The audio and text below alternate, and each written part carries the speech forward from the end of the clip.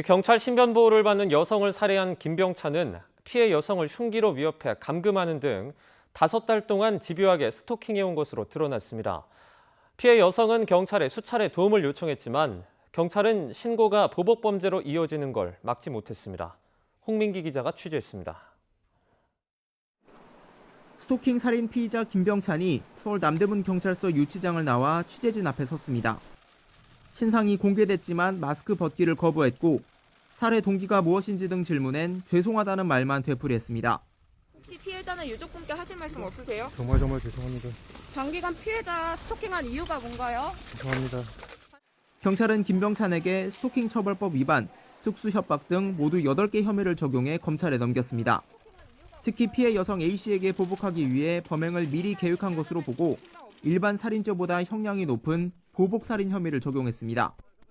지난 7일 김병찬과 함께 있던 A씨가 경찰에 신고하자 범행 도구나 방법을 검색한 흔적이 휴대전화에서 발견된 겁니다. 이 밖에도 김병찬은 5달 동안 A씨를 집요하게 스토킹한 정황도 드러났습니다. 지난 6월부터 10번 가까이 A씨 집을 멋대로 드나들었고 지난 7일에는 자동차 열쇠를 훔쳐 차 안에 타고 있다가 들키기도 했습니다. 흉기로 A씨를 위협해 집에 감금했을 뿐 아니라 통신 연락을 금지한 법원의 잠정 조치를 어기고 전화를 걸기도 했던 것으로 조사됐습니다.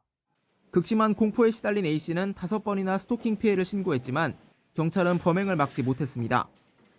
경찰 신고가 오히려 보복범죄로 이어질 때까지 보호 조치가 없었다는 지적이 또다시 나오면서 경찰은 거듭 고개를 숙였습니다.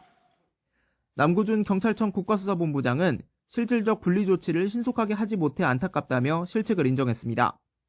경찰은 스토킹 피해자 조사 전이라도 신고 내용이나 범죄 경력을 종합적으로 판단해 재발 우려가 크면 우선 유치장에 가둘 수 있도록 지침을 마련하는 등 재발 방지 대책을 내놨습니다. 스마트워치의 기술적 한계로 엉뚱한 곳에 출동했던 실수도 되풀이하지 않기 위해 위치값 범위 안에 있는 신변 보호 대상자의 주거지와 직장 등에 동시에 출동하도록 지침을 바꿨습니다. YTN 홍민기입니다.